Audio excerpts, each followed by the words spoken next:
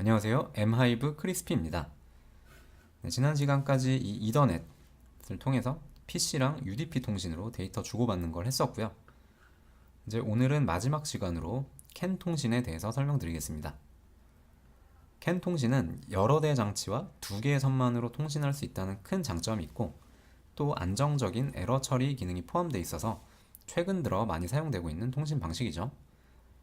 캔 통신은 물리적으로 캔 하이 그리고 캔 로우 이렇게 두 개의 차동 신호를 사용하고, 캔 버스에 이 두 개 라인을 연결하기만 하면 통신이 가능해집니다.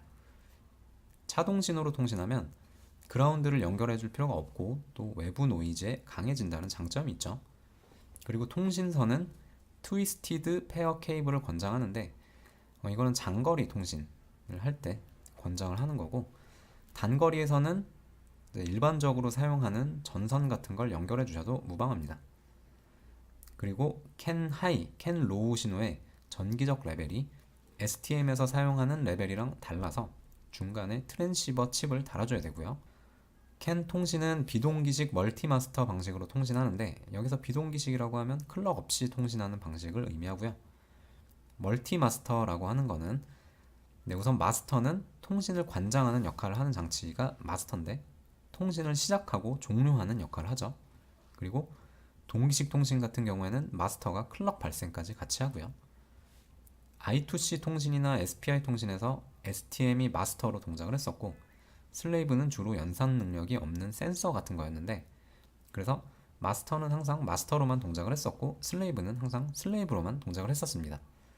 근데 캔 통신에서는 캔 버스에 연결된 장치가 보통 인베디드 시스템이나 아니면 마이크로 컨트롤러 같이 범용 프로세서가 연결되기 때문에 모든 장치가 다 마스터로서 동작할 수 있게 됩니다.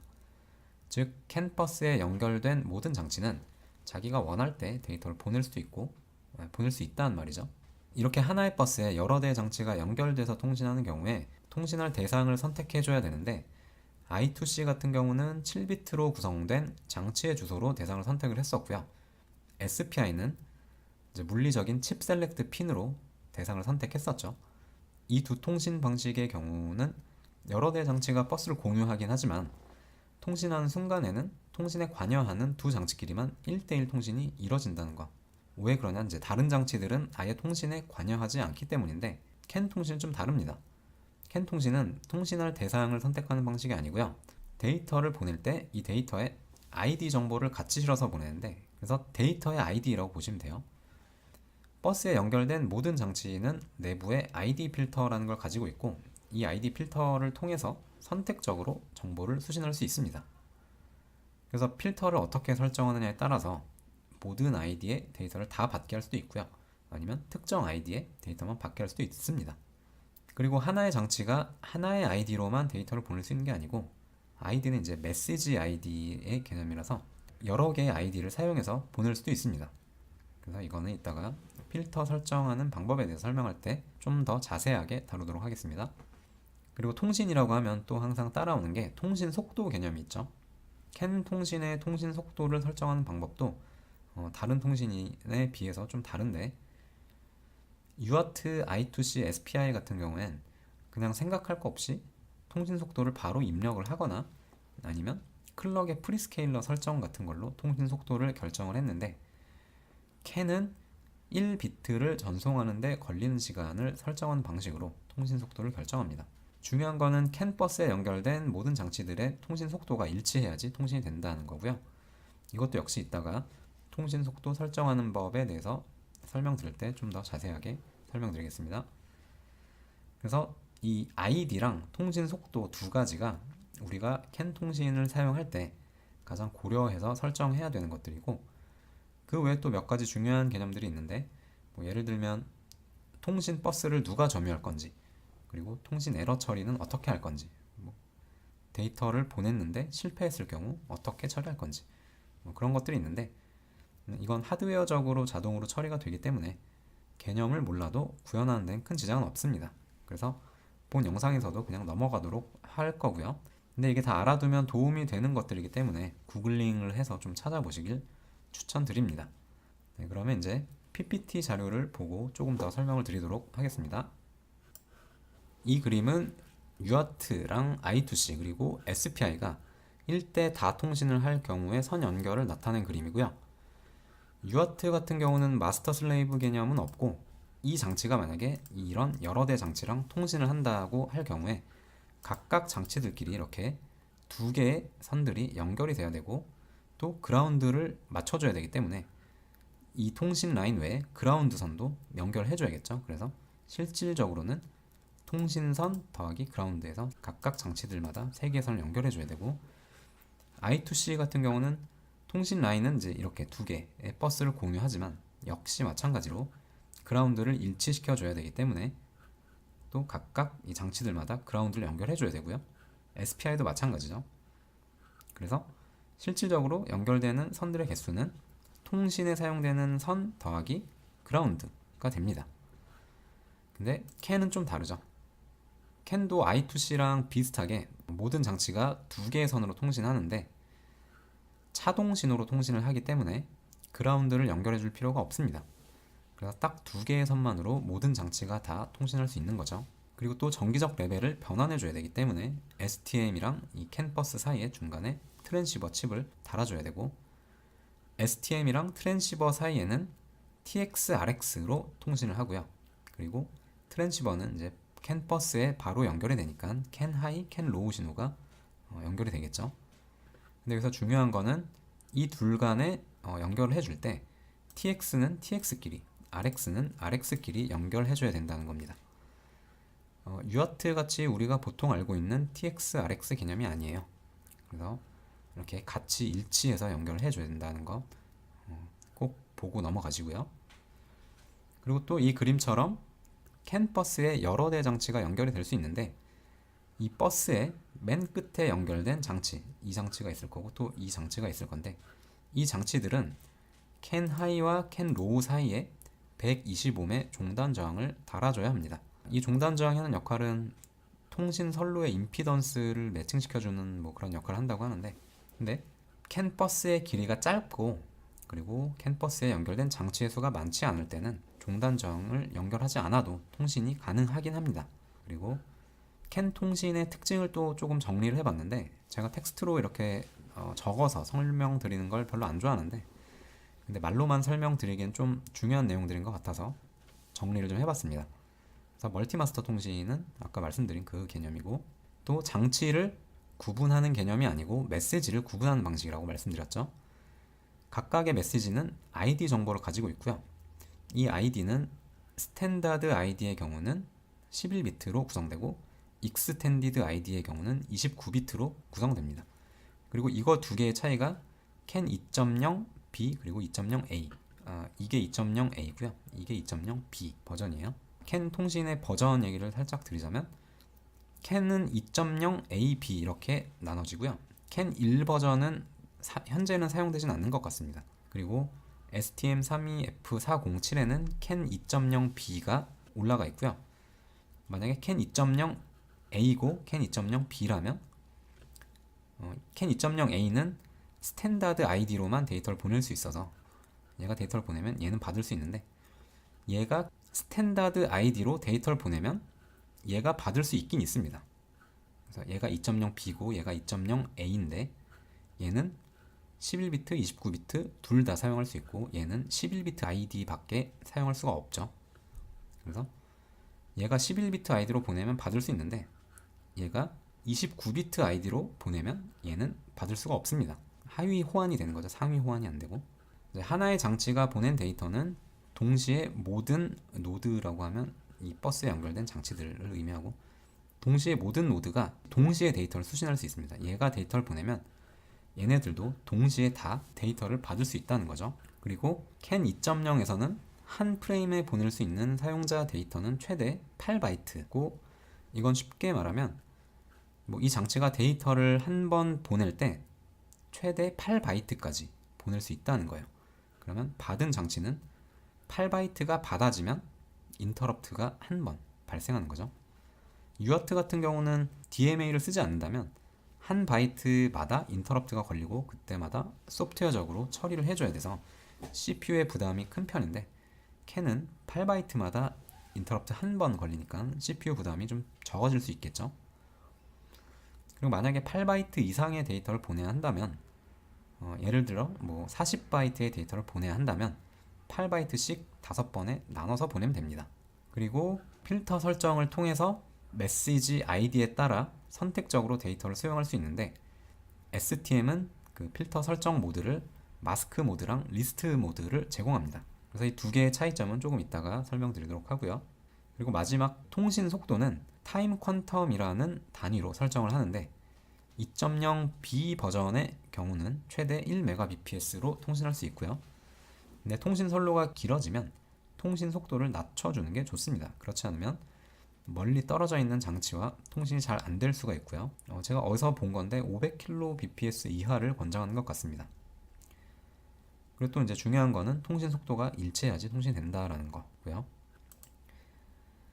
자, 그리고 뭐 이제 제가 캔 통신에 대해서 좀 공부할 때 도움이 많이 됐던 웹사이트들이고요. 구글에서 캔 STM 뭐 이런 식으로 검색을 하시면 자료들이 많이 나와요. 그리고 PDF로 된 자료가 몇 가지 있었는데 그 자료들도 보시면 도움이 많이 될 겁니다. 캔 메시지 프레임은 크게 세 가지로 나뉘는데 하나가 11비트 스탠다드 ID 프레임이 있고 또 하나가 익스텐디드 ID 프레임이 있고요. 마지막으로 리모트 트랜스미션 리모트 프레임이 이렇게 있죠.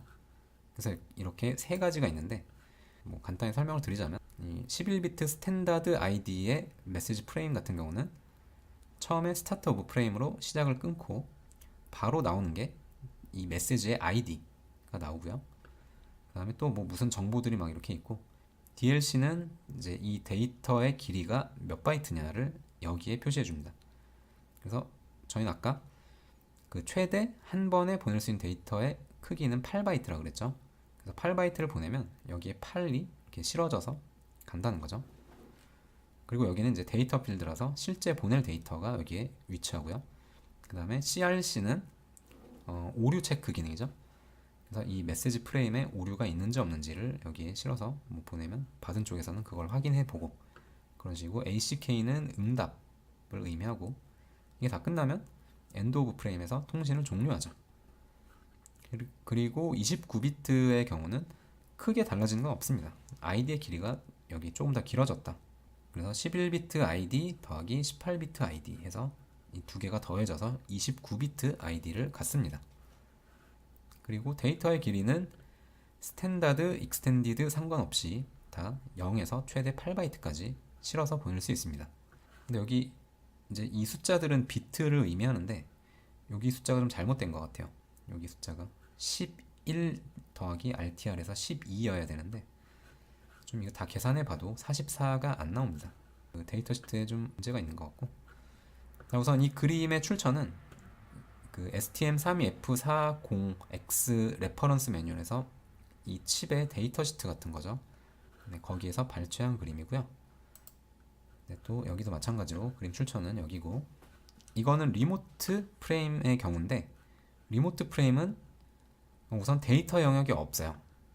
여기 아까 같은 경우는 요 두 개 같은 경우는 여기 DLC 다음에 데이터 영역이 있었는데 리모트 프레임은 데이터 영역이 없습니다. 리모트 프레임은 하는 게 뭐냐면 어떤 장치한테 어떤 아이디의 데이터를 보내달라고 요청을 할 때 이 메시지를 보내주는 그런 게 되겠죠.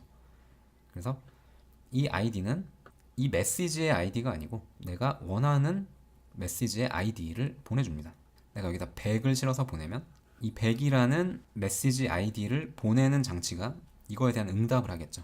그래서 그 아이디에 메시지를 실어서 보내줄 겁니다. 그런 식으로 사용할 때 사용되는 메시지 프레임이고 제가 실습할 때는 이 리모트 프레임은 사용하지 않을 거예요. 그리고 이 익스텐디드 아이디도 사용하지 않을 거고 일단 실습 때는 이 스탠다드 아이디로만 데이터 주고받고 하는 거를 해보겠습니다. 네, 그리고 통신 속도를 설정하는 방법 이게 또 엄청 중요한데 역시 이 그림도 이 레퍼런스 매뉴얼에 있는 거를 참조해서 설명을 드린 거고 여기 보시면 막 이런 어려운 말들이 있어요. 노미널 비트 타임, 뭐 비트 세그먼트 1, 비트 세그먼트 2, 싱크 세그먼트 이런 것들이 있는데 밑에 설명을 제가 한글로 좀 해놨습니다. 자, 우선 이걸 보시면 우선 1비트 타임이란 1비트를 보내는데 걸리는 시간을 의미하고, 이 숫자의 역수가 곧 통신 속도가 되겠죠. STM에서는 캔 통신 속도를 설정할 때 1비트 타임을 설정하는 방식으로 접근하는데, 이때 타임 퀀텀이라는 가상의 단위를 두고요. 이 타임 퀀텀을 1비트 타임에 몇 개를 배정을 하느냐로 통신 속도를 결정합니다. 그리고 1비트 타임을 싱크 세그먼트, 비트 세그먼트 1, 비트 세그먼트 2 이렇게 3개의 영역으로 구분하고, 각각 영역에 타임 퀀텀들을 몇 개씩 배정할지를 선택을 하는데, 싱크 세그먼트에는 고정적으로 1개의 타임 퀀텀을 배정하고요. 비트 세그먼트 1에는 1에서 16개까지의 타임 퀀텀 중에 선택해서 배정하고, 비트 세그먼트 2에는 또 1에서 8개까지의 타임 퀀텀을 선택해서 배정을 합니다. 그럼 이제 타임 퀀텀 1개당의 시간을 설정하면 최종 통신 속도가 결정이 되겠죠. 이때는 프리스케일러를 설정해서 통신 속도를 결정하는데, 그래서 1개의 타임 퀀텀당 시간의 단위를 결정을 하고, 그래서 그 타임 퀀텀을 여기에 몇 개를 배치하느냐에 따라서 1비트 타임이 완성이 되는 거죠.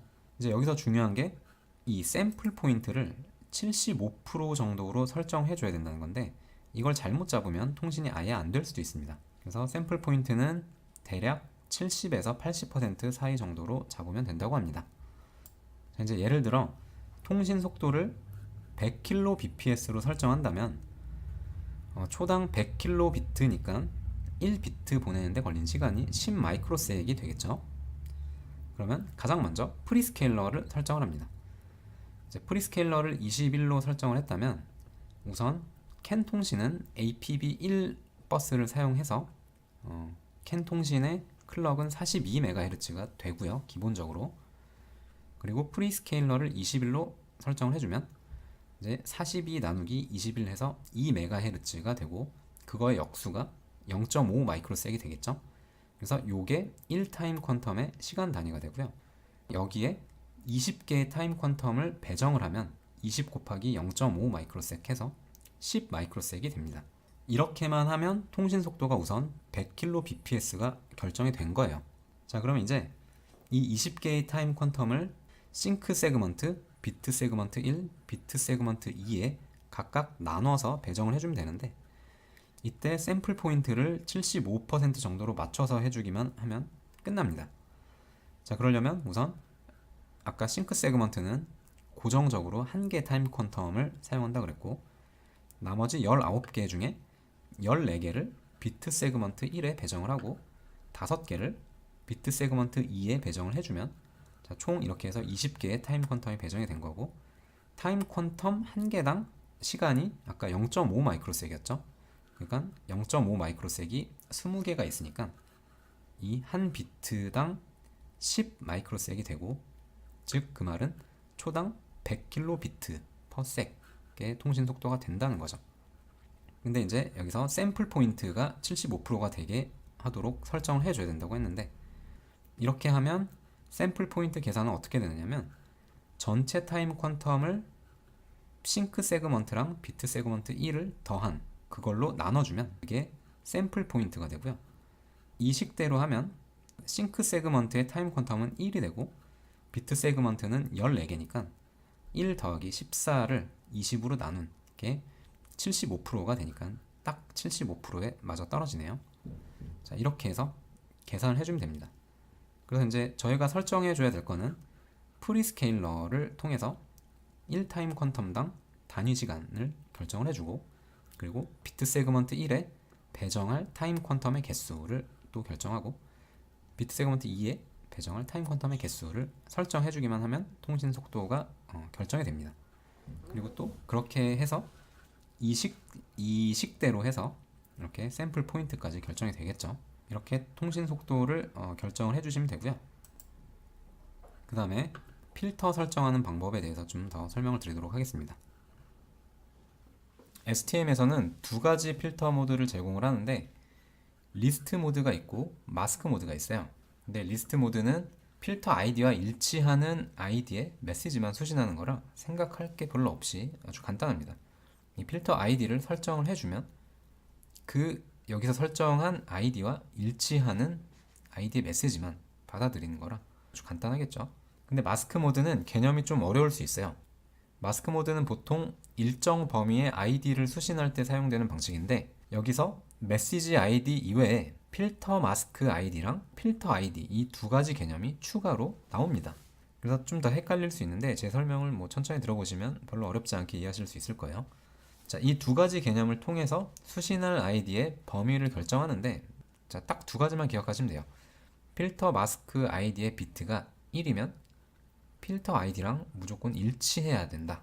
그리고 필터 마스크 아이디의 비트가 0이면 필터 아이디랑 일치하든 일치하지 않든 상관없이 다 받아들인다 라는 거고, 이제 이걸 예를 좀 더 들어드리면, 우선 11비트 스탠다드 아이디의 경우고, 그리고 나중에 이제 실제 코드 작성할 때 설정해 주는 부분이 몇 가지 있는데, 그 중에 하나가 16비트 필터 스케일의 경우고요.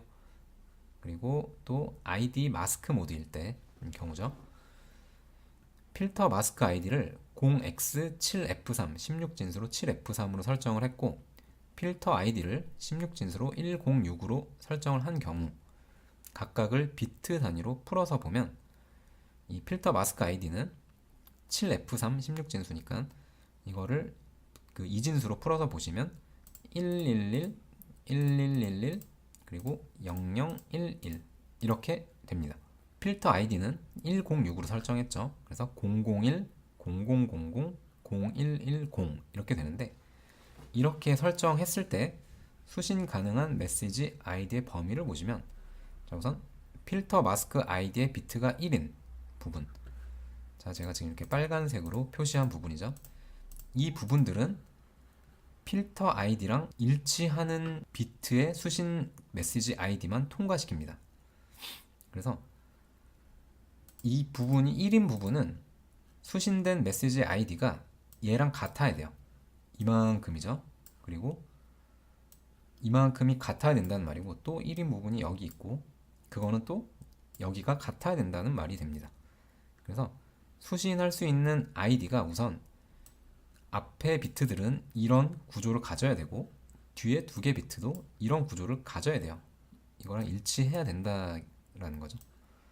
이만큼은 일치해야 되고, 이제 필터 마스크의 비트가 0인 부분이 이렇게 두 개가 있는데, 이 부분은 상관없습니다. 돈 케어라고 하는 거는 0이든 1이든 상관없다라는 걸 의미하고, 이 두 개 비트는 수신된 메시지 아이디의 이 부분이 0이든 1이든 상관없다라는 걸 의미하죠. 그래서 이제 풀어서 보면 여기 두 개 비트는 00이든 01, 10, 11 이 네 가지 중에 어떤 거든 다 받아들인다. 단 이 부분은 일치를 해야 된다. 그래서 필터 마스크 아이디랑 필터 아이디의 이 동작 개념들이 어떻게 되는지를 지금 한번 제가 간단하게 설명을 드린 거죠. 그래서 이렇게 설정을 하면 수신할 수 있는 메시지 아이디는 우선 이 부분이 00인 거, 그러니까 001, 0000, 0010 해서 16진수로 102가 되고, 또 이 두 개 부분이 01인 거는 106이 되고, 여기가 10이면 10A, 그리고 마지막 102, 이렇게 딱 4개의 아이디의 메시지만 수신할 수 있습니다. 별로 어렵지 않죠. 그리고 이제 조금 더 예를 하나 더 들어드리면, 이제 반대로 메시지의 아이디가 16진수로 0부터 F까지의 아이디만 받고 싶다고 했을 경우, 이 필터 마스크 아이디랑 필터 아이디를 어떻게 설정해야 되는지를 한번 보시면, 필터 마스크 아이디는 우선 이제 16진수로 000이고 00F잖아요. 그래서 앞에 두 개는 같아요. 이 두 개는 둘 다 0이어야 되고, 그러려면 이제 이 부분, 이 하위 4개의 비트 말고 나머지 부분이 다 0으로 일치해야 되겠죠. 그래서 필터 아이디는 다 이렇게 0으로 해주시면 되고, 그리고 수신할 수 있는 아이디의 이 부분의 비트가 무조건 0이어야 되니까 필터 마스크 아이디는 여기를 1로 채워주시면 될 겁니다. 그러면 수신할 수 있는 아이디의 이 부분은 무조건 0이어야 되는 게 되겠죠. 그리고 나머지 이제 이 4개의 비트는 0부터 F까지를 다 받아들이려고 하기 때문에 이 부분 상관이 없어지게 되는 겁니다. 그래서 이 부분은 필터 마스크의 아이디를 이렇게 0으로 채워주면 수신할 수 있는 아이디는 이게 뭐든 상관이 없으니까, 그래서 수신할 수 있는 아이디의 전체 범위는 0x 000부터 0x 00f까지가 되겠죠. 자, 그래서 이렇게 간단하게 필터 마스크 아이디랑 필터 아이디를 설정을 어떻게 하느냐에 따라서 메시지 수신할 수 있는 범위를 결정할 수 있게 되는 겁니다. 뭐 메시지를 전부 다 받고 싶다고 한다면 아주 간단하겠죠. 필터 마스크 아이디를 다 0으로 채워주기만 하면 됩니다. 그러면 모든 메시지를 다 받을 수 있어요. 근데 그렇게 하면 이제 모든 메시지가 이 캔 버스에서 왔다 갔다 할 때마다 이 장치는 계속 인터럽트가 걸리게 될 거예요. 그래서 사실 그거는 이제 CPU의 로드 측면에서, CPU의 효율적인 측면에서는 그렇게 좋지는 않을 겁니다. 그래서 또 제가 어떤 글을 봤는데 이 메시지 아이디의 범위를 크게 막 엄청 넓게 설정하는 거는 별로 바람직하진 않은 것 같다라고 누가 글을 쓴 걸 본 것 같아요. 자, 이제 코드 작성하는 걸로 한번 넘어가 보도록 하겠습니다.